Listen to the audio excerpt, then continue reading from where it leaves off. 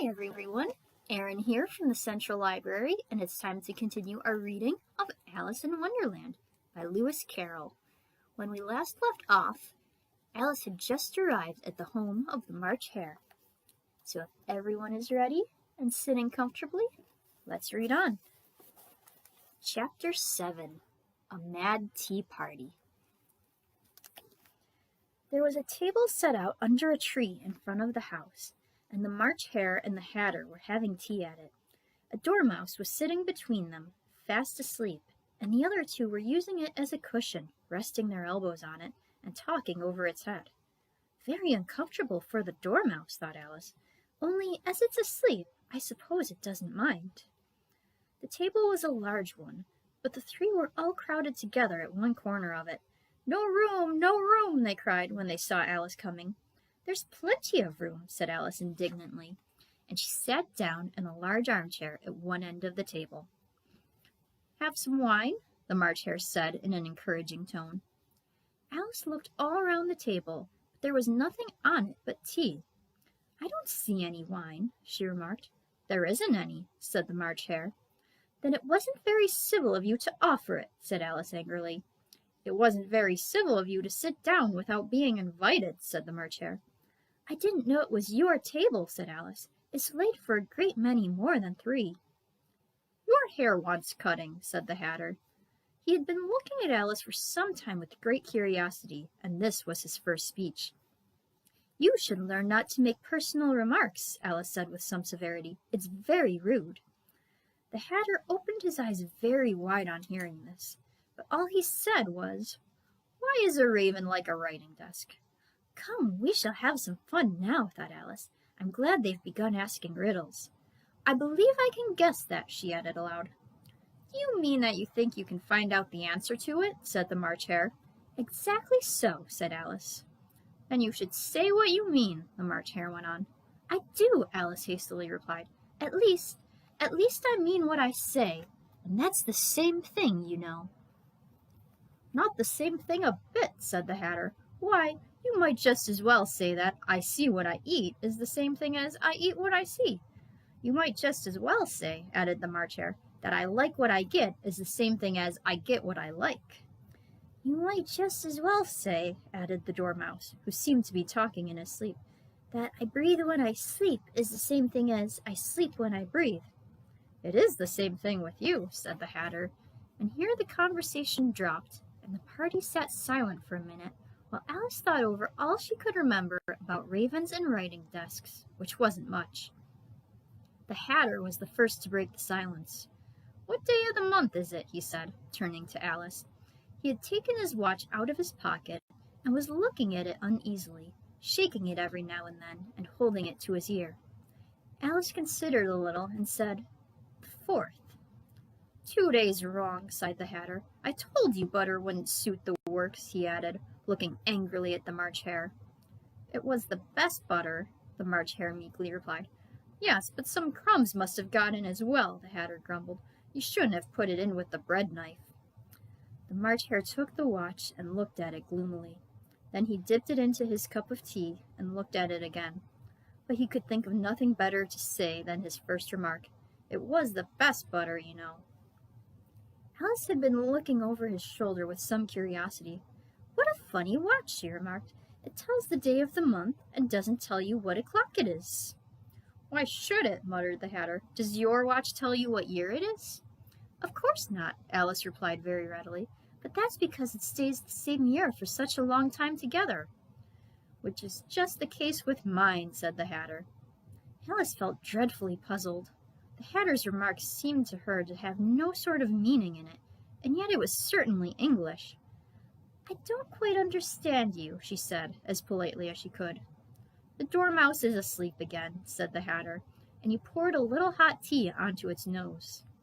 Dormouse shook its head impatiently and said, without opening its eyes, Of course, just what I was going to remark myself. Have you guessed the riddle yet? The Hatter said, turning to Alice again. No, I give it up, Alice replied. What's the answer? I haven't the slightest idea, said the Hatter. Nor I, said the March Hare. Alice sighed wearily. I think you might do something better with the time, she said, than wasting it in asking riddles that have no answers. If you knew time as well as I do, said the Hatter, you wouldn't be talking about wasting it. I don't know what you mean, said Alice. Of course you don't, the Hatter said, tossing his head contemptuously. I dare say you never even spoke to time. Perhaps not, Alice cautiously replied, but I know I have to beat time when I learn music. Ah, that accounts for it, said the Hatter. He won't stand beating.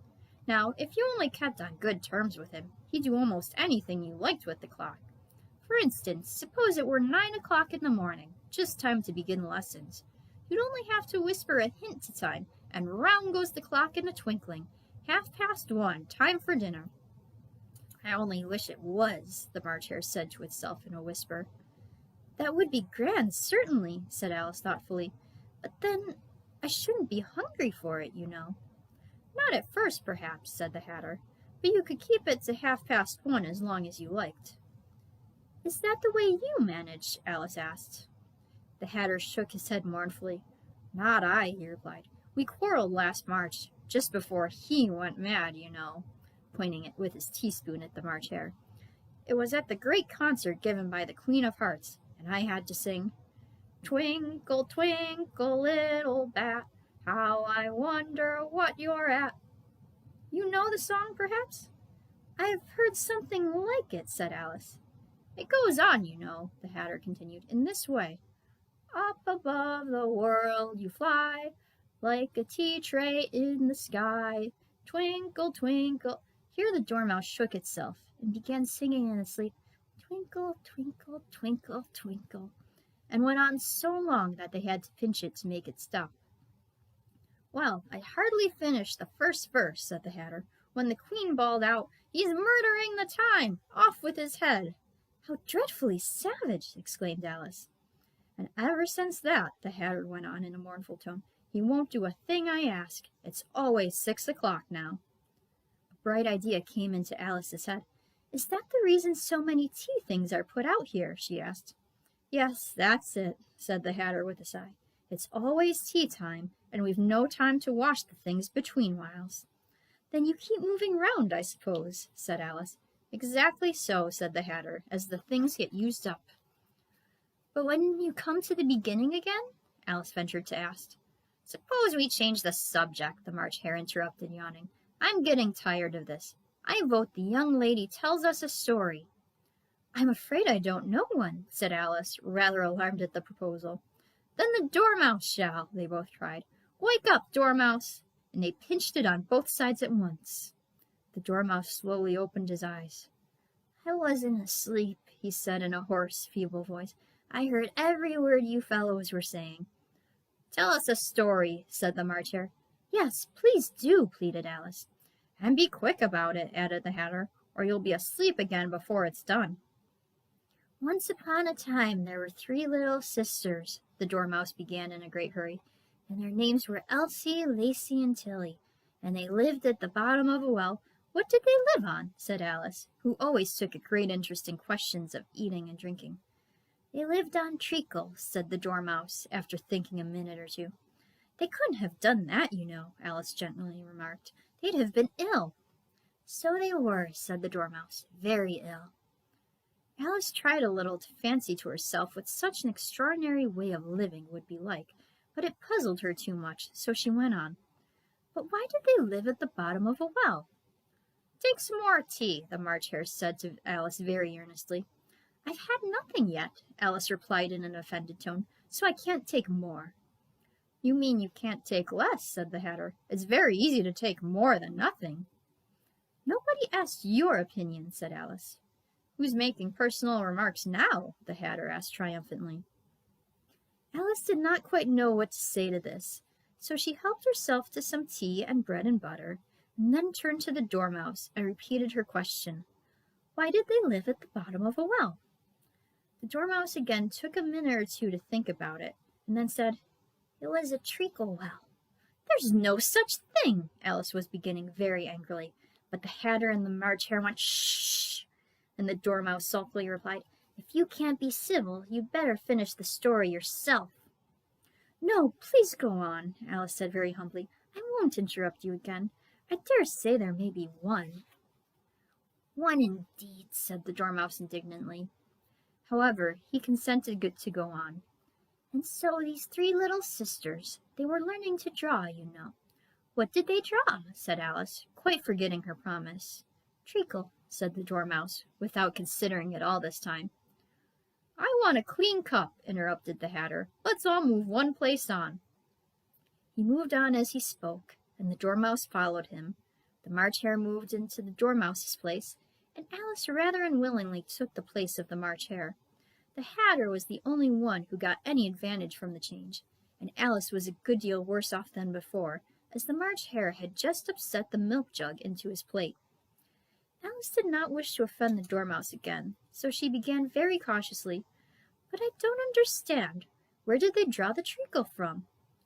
You can draw water out of a water well, said the Hatter, so I should think you could draw treacle out of a treacle well, eh, stupid?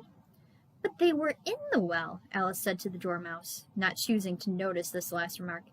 Of course they were, said the Dormouse, well in.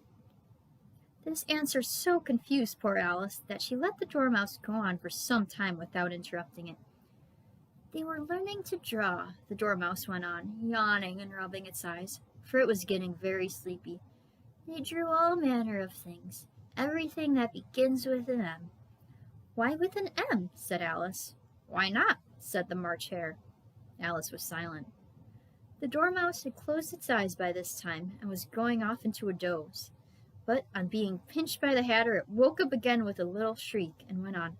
That begins with an M, such as mousetraps and the moon and memory and muchness.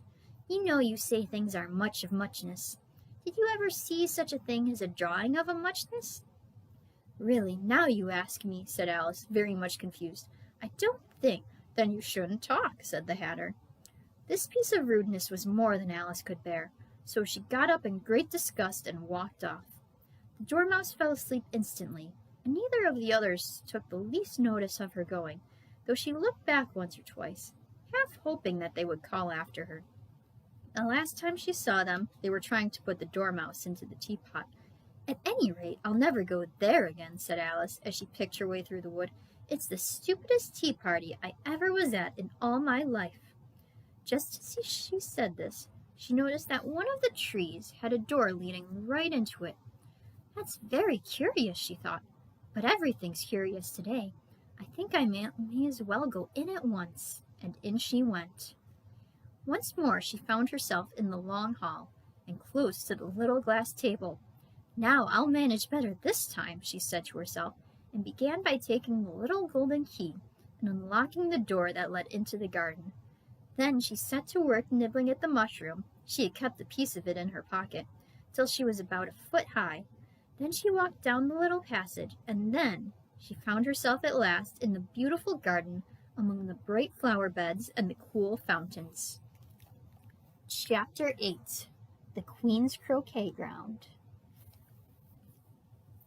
A large rose tree stood near the entrance of the garden.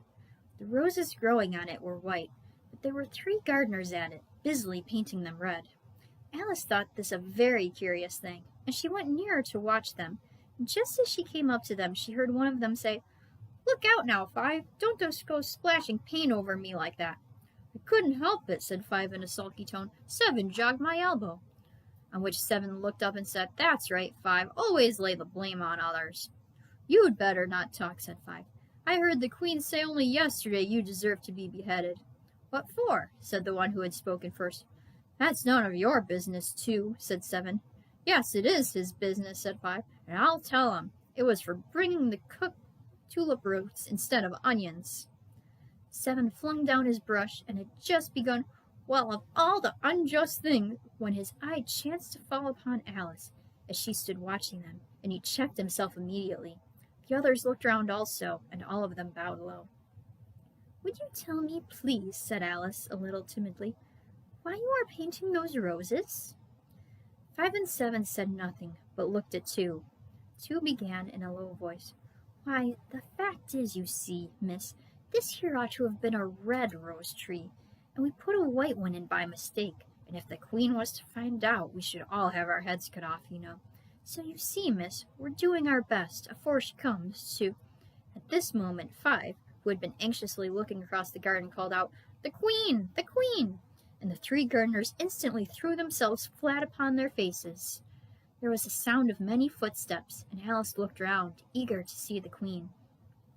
First came 10 soldiers carrying clubs. These were all shaped like the three gardeners, oblong and flat, with their hands and feet at the corners. Next, 10 courtiers. These were ornamented all over with diamonds, and walked 2 and 2, as the soldiers did. After these came the royal children. There were 10 of them, and the little dears came jumping merrily along, hand in hand, in couples. They were all ornamented with hearts. Next came the guests, mostly kings and queens, and among them Alice recognized the White Rabbit, who was talking in a hurried, nervous manner, smiling at everything that was said, and went by without noticing her. Then followed the Knave of Hearts, carrying the king's crown on a crimson velvet cushion, and the last of all this grand procession came the King and Queen of Hearts. Alice was rather doubtful whether she ought not to lie down on her face like the three gardeners, but she could not remember ever having heard of such a rule at processions. And besides, what would be the use of a procession, she thought, if people had to all lie down on their faces so that they couldn't see it? So she stood where she was and waited. When the procession came opposite to Alice, they all stopped and looked at her, and the Queen said severely, "Who is this?" She said it to the Knave of Hearts, who only bowed and smiled in reply. "Idiot," said the Queen, tossing her head impatiently, and turning to Alice, she went on, "What's your name, child?" "My name is Alice, so please your Majesty," said Alice very politely, but she added to herself, "Why, they're only a pack of cards after all. I needn't be afraid of them." "And who are these?" said the Queen, pointing to the three gardeners who were lying round the rose tree. For you see, as they were lying on their faces, and the pattern on their backs was the same as the rest of the pack, she could not tell whether they were gardeners, or soldiers, or courtiers, or 3 of her own children. "How should I know?" said Alice, surprised at her own courage. "It's no business of mine." The Queen turned crimson with fury, and after glaring at her for a moment like a wild beast, began screaming, "Off with her head! Off with—" "Nonsense," said Alice, very loudly and decidedly, and the Queen was silent. The King laid his hand upon her arm, and timidly said, "Consider, my dear, she is only a child." The Queen turned angrily away from him, and said to the Knave, "Turn them over." The Knave did so, very carefully, with one foot. "Get up," said the Queen in a shrill, loud voice, and the 3 gardeners instantly jumped up, and began bowing to the King, the Queen, the royal children, and everybody else. "Leave off that," screamed the Queen. "You make me giddy." And then, turning to the rose tree, she went on, "What have you been doing here?" "May it please your Majesty," said Two, in a very humble tone, going down on one knee as he spoke, "we were trying—" "I see," said the Queen, who had meanwhile been examining the roses. "Off with their heads!" And the procession moved on, 3 of the soldiers remaining behind to execute the unfortunate gardeners, who ran to Alice for protection. "You shan't be beheaded," said Alice, and she put them into a large flower pot that stood near. The 3 soldiers wandered about for a minute or 2, looking for them, and then quietly marched off after the others. "Are their heads off?" shouted the Queen. "Their heads are gone, if it please your Majesty," the soldiers shouted in reply. "That's right," shouted the Queen. "Can you play croquet?" The soldiers were silent and looked at Alice, as the question was evidently meant for her. "Yes," shouted Alice. "Come on, then," roared the Queen, and Alice joined the procession, wondering very much what would happen next. It's a very fine day," said a timid voice at her side. She was walking by the White Rabbit, who was peeping very anxiously into her face. "Very," said Alice. "Where's the Duchess?" "Hush, hush," said the Rabbit in a low, hurried tone. He looked anxiously over his shoulder as he spoke, and then raised himself upon tiptoe, put his mouth close to her ear, and whispered, "She's under sentence of execution." "What for?" said Alice. "Did you say what a pity?" the Rabbit asked. "No, I didn't," said Alice. "I don't think it's at all a pity. I said, what for?" "She boxed the Queen's ears," the Rabbit began. Alice gave a little scream of laughter. "Oh, hush!" the rabbit whispered in a frightened tone. "The queen will hear you. You see, she came rather late, and the queen said—" "Go to your places!" shouted the queen in a voice of thunder, and people began running about in all directions, tumbling up against each other. However, they got settled down in a minute or two, and the game began. Alice thought she had never seen such a curious croquet ground in all her life.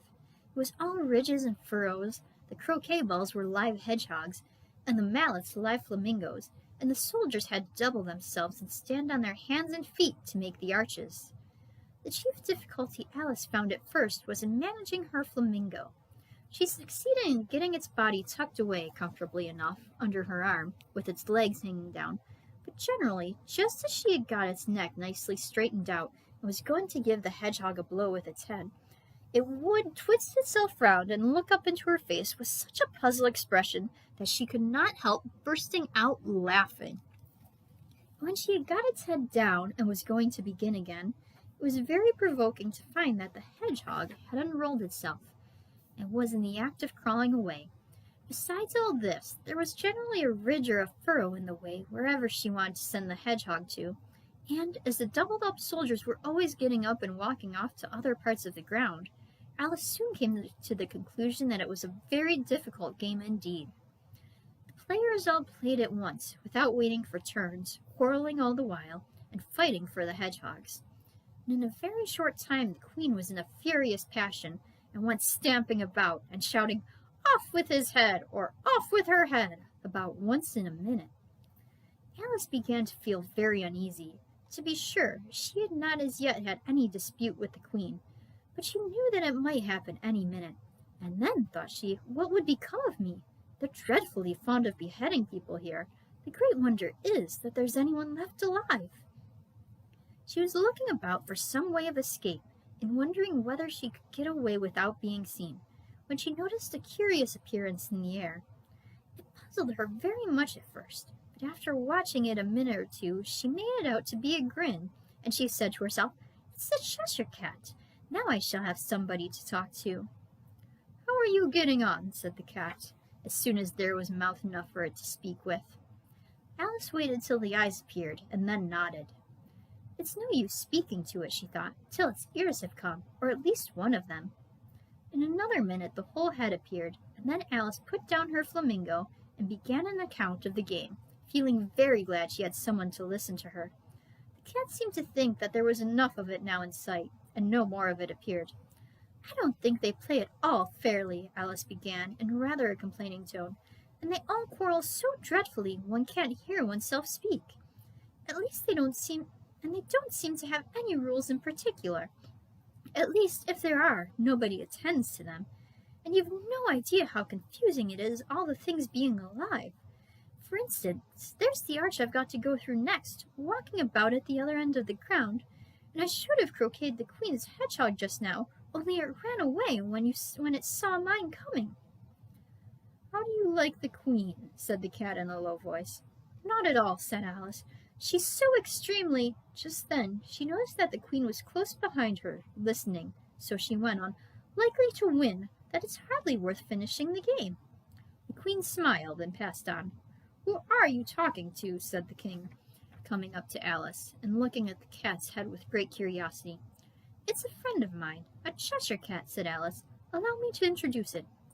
"I don't like the look of it at all," said the king. "However, it may kiss my hand if it likes." "I'd rather not," the cat remarked. "Don't be impertinent," said the king, "and don't look at me like that." He got behind Alice as he spoke. "A cat may look at a king," said Alice. "I've read that in some book, but I don't remember where." "Well, it must be removed," said the king very decidedly, and he called to the queen, who was passing at the moment, "My dear, I wish you would have this cat removed." The queen had only one way of settling all difficulties, great or small. "Off with his head," she said, without even looking round. "I'll fetch the executioner myself," said the king eagerly, and he hurried off. Alice thought she might as well go back and see how the game was going on, as she heard the queen's voice in the distance, screaming with passion. She had already heard her sentence 3 of the players to be executed for having missed their turns, and she did not like the look of things at all, as the game was in such confusion that she never knew whether it was her turn or not. so she went off in search of her hedgehog. The hedgehog was engaged in a fight with another hedgehog, which seemed to Alice an excellent opportunity for croqueting one of them with the other. The only difficulty was that her flamingo had gone across to the other side of the garden, where Alice could see it trying in a helpless sort of way to fly up into a tree. By the time she had caught the flamingo and brought it back, the fight was over, and both the hedgehogs were out of sight. But it doesn't matter much, thought Alice, as all the arches are gone from this side of the ground. So she tucked it away under her arm, that it might not escape again, and went back to have a little more conversation with her friend. When she got back to the Cheshire Cat, she was surprised to find quite a large crowd collected round it. There was a dispute going on between the executioner, the king, and the queen, who were all talking at once, while all the rest were quite silent and looked very uncomfortable. The moment Alice appeared, she was appealed to by all three to settle the question, and they repeated their arguments to her, though, as they all spoke at once, she found it very hard to make out exactly what they said. The executioner's argument was that you couldn't cut off a head unless there was a body to cut it off from, that he had never had to do such a thing before, and he wasn't going to begin at his time of life. The king's argument was that anything that had a head could be beheaded, and that you weren't to talk nonsense.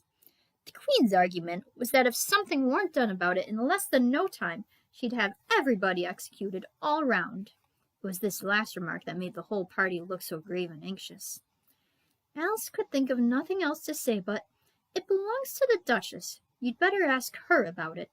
"She's in prison," the queen said to the executioner. "Fetch her here." And the executioner went off like an arrow. The cat's head began fading away the moment he was gone, and by the time he had come back with the Duchess, it had entirely disappeared. So the king and the executioner ran wildly up and down looking for it, while the rest of the party went back to the game. And that is where we are going to leave off for today.